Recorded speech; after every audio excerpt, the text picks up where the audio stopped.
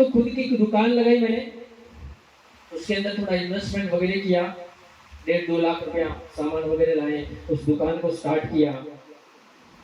6-8 महीना बहुत अच्छे से चलाई। लेकिन उसके बाद जो मेरे माइंड में था ना कि मेरे को अनुभव है, मैं कर लूँगा, मैं चला पाऊँगा, वैसे बिल्कुल नहीं हुआ। उसकी बिल्कुल अपोजिट मेरे सामने हर चीज़ हुई। उस दुकान से मैंने कमाया कुछ नहीं, बल्कि 2,80,000 का नुकसान हुआ। उस दुकान को मैंने क्लोज कर दिया, किराना का। कभी कभी हमें ये माइंड में होता है यार, अब तो मेरे को क्या है, मेरे को सब कुछ आता, मैं कर लूँगा। लेकिन जो हमारे माइंड में विचार आता है ना, वैसा हकीकत में नहीं होता। जैसा विचार आता है वैसा हकीकत में होता नहीं है। उसके लिए बहुत एक्सपीरियंस चाहिए, बहुत अनुभव चाहिए। तो उस दुकान को चला नहीं पाया, उसको क्लोज किया। वापस मैंने मोबाइल की दुकान चालू की, सेल्स एंड रिपेयरिंग की। वही अहमदाबाद में स्टार्ट किया। एक दुकान में किराना की चल रहा था, उस टाइम एक दोस्त मिला और उसने बोला कि एक काम करते हैं, मोबाइल की दुकान चालू करते हैं, उसमें प्रॉफिट अच्छा है, पैसे अच्छे मिलेंगे। तो मैंने सोचा कि हाँ चलो यही सही बात है। मैंने मोबाइल की दुकान स्टार्ट की, सेल्स एंड रिपेयरिंग की। वो दुकान 4-6 महीने बहुत अच्छे चलाई, लेकिन मेरे को मोबाइल रिपेयरिंग करना, इसके बारे में कोई एक्सपीरियंस नहीं था। उससे मैंने एक दोस्त के कहने से, उसके भरोसे पे मैंने वो शॉप स्टार्ट की। उसके बाद उस दोस्त ने उस शॉप पर आना छोड़ दिया। तो अब मैं क्या करूं, मेरे से काम हो नहीं पा रहा था। फिर मैंने सोचा कि अब कुछ जॉब किया जाए। तो जो मेरी दुकान थी वहां पर एक अनजान दोस्त आया और उसके साथ वो मोबाइल रिपेयरिंग करवाने के लिए आया था। लेकिन उसके साथ हमारी बातचीत हुई, वो राजस्थान से थे। फिर उसको बोला क्या करते हैं, उसने बोला मैं वोडाफोन के अंदर जॉब करता हूँ, कस्टमर केयर के अंदर। तो मैं उस समय जॉब की सर्च में था और मैंने उसको बताया कि क्या मेरी भी जॉब हो सकती है वोडाफोन में। उसने बोला क्वालिफिकेशन क्या है। मैंने बोला मैं सिर्फ 10th पढ़ा लिखा हूँ, उससे आगे कोई क्वालिफिकेशन नहीं है मेरी, सिर्फ 10 पास किया है, उससे आगे नहीं कोई कोर्स किया है, नहीं कोई अपने को एक्सपीरियंस है, सिर्फ मेरी स्टडी इतनी है, अगर मेरा हो सकता है तो आप बताओ। तो उसने बोला हाँ आप मंडे को आना, इंटरव्यू कर लेंगे। मेरे को डर था बहुत अंदर से। एक कॉर्पोरेट कंपनी के अंदर जाना है, आपको इंटरव्यू क्वालिफाई करना है। एक इंटरनेशनल कंपनी के अंदर जाना है, वहाँ इंटरव्यू क्वालिफाई करना है। आपके पास में इतनी कोई स्किल्स नहीं है, कोई नॉलेज नहीं है, लेकिन फिर भी हिम्मत रख के गया, पैसे कमाने थे। तो वहां गया तो उस कंपनी ने सबसे पहले मेरे पास कंप्यूटर दिया, कीबोर्ड दिया और उन्होंने बोला कि आप टाइपिंग करो। अब मैंने जिंदगी में कभी कंप्यूटर का कीबोर्ड पे हाथ नहीं रखा था और टाइपिंग स्पीड क्या आएगी। हेलो, मेरी उन लोगों की रिक्वायरमेंट थी, उससे बहुत 0.000 स्पीड आई। उन लोगों ने रिजेक्ट कर दिया, बोले आपका काम नहीं हो सकता। मैं वहां से नाराज हुआ, वहां से चला गया। लेकिन मेरे अंदर जुनून ये था कि वो रिजेक्ट करें या सिलेक्शन करें, प्रॉब्लम्स क्या आ रही है, मेरी टाइपिंग स्पीड नहीं है ना, उसको मैं बेटर करूंगा, उसके ऊपर प्रयास करूंगा, काम करूंगा। लेकिन मेरी ये कमिटमेंट है कि मैं जॉब तो जरूर इसके अंदर ही करूंगा। ये जुनून था। बाहर से ऐसा लगता था कि यार ये कॉर्पोरेट कंपनी है, बहुत सारे पैसे देगी, बहुत सारा सैलरी होगा, बहुत मजा आएगा काम करने के लिए। तो ये सोच से मैंने कमिटमेंट लिया, वापस दुकान पे आया, कंप्यूटर लाया, टाइपिंग मास्टर की सीडी लाया और 1 हफ्ते तक कंटिन्यू टाइपिंग की मैंने, सुबह से लेकर शाम तक कंटिन्यू टाइपिंग। उसके बाद नेक्स्ट मंडे वापस गया, मैं वापस गया। उन लोगों की जो रिक्वायरमेंट थी वो 12 थी और मेरी जो स्पीड आई वो 14 की है। उनकी रिक्वायरमेंट से भी 2% एक्स्ट्रा। वहां पर उन्होंने सिलेक्शन कर लिया। आगे उन्होंने एक लेटर दिया कि उसको इंग्लिश में लिखा है, उसमें से आपको गुजराती में ट्रांजेक्शन करना है, हिंदी में ट्रांजेक्शन करना है, क्योंकि कस्टमर केयर के अंदर सारी चीज होनी चाहिए। वो भी कंप्लीट कर लिया। ट्रेनिंग स्टार्ट हुई। उम्मीद ये थी कि पैसे बहुत आएंगे, लेकिन जैसी उम्मीद थी वैसे हुआ नहीं।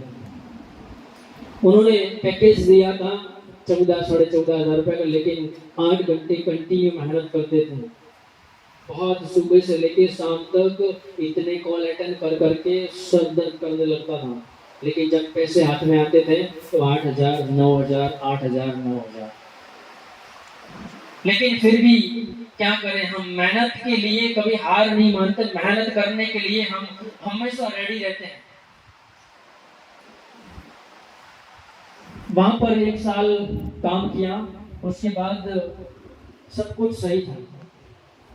मेरा आगे और इंप्रूवमेंट हो भी सकता था, लेकिन रीजन ये था कि क्वालिफिकेशन कम थी, तो आगे ग्रोथ होना मुमकिन नहीं था। मैंने सोचा इसके अंदर अब टाइम नहीं देना चाहिए, तो मैंने उस जॉब को वापस ड्रॉप कर दिया। वोडाफोन के अंदर जो काम करता था उसको मैंने क्लोज कर दिया, और मैंने सोचा कि अब अच्छा काम करने के लिए हम किसी न किसी से सजेशन लेते हैं। आज तक जो भी किए, यहाँ तक पहुंचे नहीं पहुंचे, जो भी रीजन है वो है हमारे अगल बगल के 2-4 लोग, जिनकी सलाह से वो भी तो वही है और हम भी तो वही है। नहीं वो बढ़ पा रहे हैं, नहीं हम बढ़ पा रहे हैं, क्योंकि हम भी वैसे और हमारे सलाहकार भी वैसे। समझ पा रहे हैं? तो मेरे सलाहकार भी वैसे ही थे। उसने बोला कि एक काम करो, आप डेयरी पार्लर चला लो, उसमें पैसे अच्छे मिलेंगे। पैसे की बात है तो हम रेडी थे काम के लिए। मैंने सोचा यही कर लेते, तो डेयरी पार्लर स्टार्ट किया। उसके अंदर 6-8 महीना काम किया, लेकिन वापस जो चाहिए वो चीज नहीं मिल रही थी।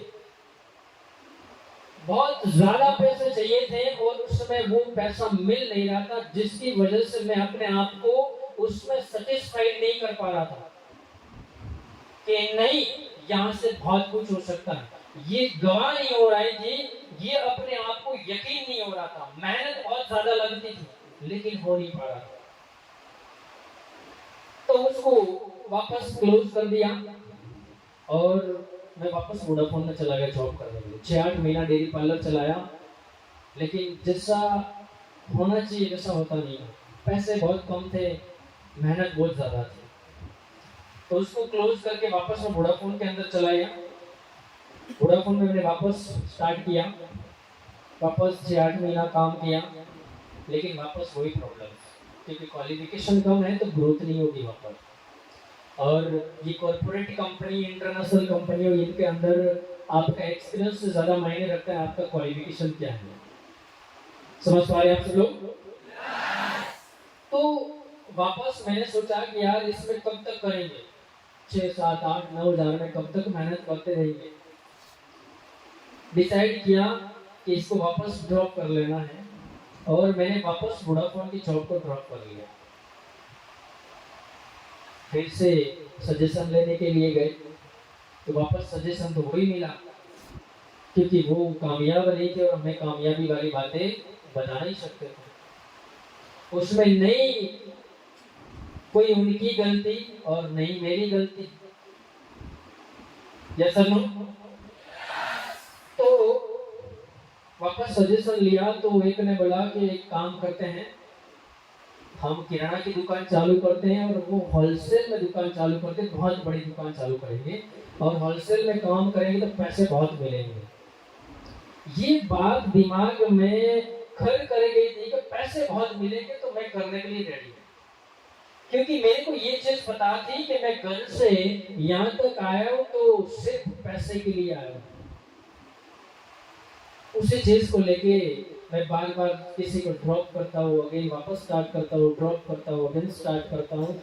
ये जर्नी इसीलिए होती थी कि जो चीज चाहिए थी, जितने पैसे चाहिए थे उतने पैसे मिल नहीं रहे थे, और मेरे को बहुत कम टाइम में बहुत ज्यादा पैसे चाहिए थे। इसलिए बार बार चेंज करता रहता था। हमने फिर सोचा, उसने बोला कि हम होलसेल में दुकान स्टार्ट करते हैं, तो मैं उनके साथ एग्री हुआ और हमने होलसेल में किराना की दुकान स्टार्ट की। उस दुकान के अंदर बहुत मेहनत की, इतनी मेहनत की, सुबह से लेकर शाम तक गेहूं चावल के 25-25 किलो के कट्टे अपने कंधों पे चढ़ा के 30-30 15-15 माल पे चढ़ाया था। बहुत मेहनत करते थे। सुबह 8 बजे से लेकर रात को 10-10 11-11 बजे तक मेहनत करते थे। शाम को वापस आते थे तो खाने की इच्छा नहीं थी, डायरेक्टली सो जाने की इच्छा होती थी, इतना थकान महसूस होता था। वहां पर 1 साल काम किया, लेकिन 1 साल के बाद हिसाब किताब किया और जो प्रॉफिट हुआ, प्रॉफिट 65,000 65,000 रुपये का प्रॉफिट मिला। अब उसमें से खाने का खर्च निकालो, रहने का खर्च निकालो, सेल्फ खर्च निकालो, 65,000 में से वो भी चले जाएंगे तो बचेगा क्या? कुछ नहीं। हेलो। तो ये होने की वजह से मैंने वापस उसको छोड़ दिया,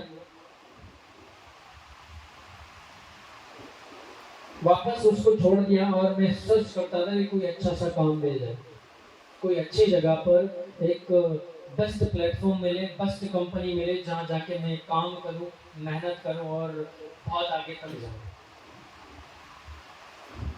तो जैसे आपके साथ में कहीं ना कहीं आपके दोस्त यार रिलेशन वाले किसी न किसी ने आपको इस काम के बारे में बताया होगा। Yes sir no? Yes sir no? वैसे मेरे को ही मेरे एक दोस्त ने इस काम के बारे में मेरे साथ बात की। मेरे एक दोस्त ने मेरे साथ इस काम के बारे में बात की। वो बहुत पहले से बात करता था, लेकिन मैं उसको एक ही बात बोलता था कि पैसे आप भर दो तो मैं आ जाऊँ। वो हर बार बोलता था, लेकिन मैं उसको ये बात बोलता था कि पैसे आप भर दो मैं आ जाऊँ। फिर उसने एक दिन आइडिया लगाया, कुछ देखो हम ना, वो बोलते हैं कि इंडिया के लोग हैं और इंडिया में भी हम गुजरात के हैं। Yes sir no? तो वो शायद हर लोग सीधी तरीके से एक्सेप्ट नहीं करते, ऐसा ही है। अगर 10 अपॉर्चुनिटी होती है तो उसको हम सही तरीके से डायरेक्टली उसको एक्सेप्ट नहीं करेंगे, और मैं नहीं करता भी था। तो उसने थोड़ा मेरे को घुमा फिरा के दिया। बात ये हुई कि मैं जॉब सर्च कर ही रहा था और उसी टाइम उनका कॉल आया, मॉर्निंग का टाइम था। तो मेरे को कॉल आया, बातचीत हुई और लास्ट में उन्होंने मेरे को अप्रोच किया। मैं उनको यही बात बोली, पैसे आप भर दो मैं आ जाऊँ। तो उन्होंने उस दिन, पता नहीं, आज तो मैं यही मानता हूँ कि उस दिन सबसे बेस्ट किस्मत मेरी थी, जो उस दिन से मेरी लाइफ को मेरे अंदर चेंज आना स्टार्ट हुआ। उस दिन थैंक यू सो मच। उस दिन उन्होंने, ऐसा कुछ था नहीं, लेकिन उन्होंने बात इस तरीके से की, हमारी हाय हेलो चालू हुई। उसके बाद लास्ट में अप्रोच किया, मैंने यही बताया तो उन्होंने बोला कि तो हर बार मेरे को बोलता है कि पैसे भर दो पैसे भर दो, तो चल आज एक शर्त है, बताओ क्या शर्त है। बोले अगर मैं यही आया हूँ आपकी गाँव साइड और मेरी एंगेजमेंट के लिए बात हो रही है, सगाई की बात हो रही है, तो मैं लड़की देखने के लिए आया हूँ। अगर हमारी एंगेजमेंट के लिए हाँ हो गई, लड़की ने हाँ बोला तो मैं तेरे पैसे भर दूंगा, अगर उसने मना बोला तो मैं पैसे नहीं भरूंगा। तो मेरे को शाम को कॉल करना, मैं तेरे को बताऊंगा। उसने कॉल रख दी और मैंने भगवान माता जी को याद करना स्टार्ट कर दिया। क्यों कि हे भगवान, चाहे उनकी जिंदगी जैसी भी जाए, एक बार सिर्फ हाँ बोल रहे ताकि मेरा काम हो जाए। सुबह से लेकर शाम तक इंतजार किया। वो दिन इतना बड़ा दिन लगा, बहुत बड़ा दिन लगा। एक घंटे में देखता था कि अब तो इतना टाइम बाकी है, अब इतना टाइम बाकी है। शाम के 6 बजे मैंने उनको वापस कॉल किया, कॉल रिसीव नहीं कर रहे। तो मेरे को और टेंशन हो रही कि भाई क्या हुआ,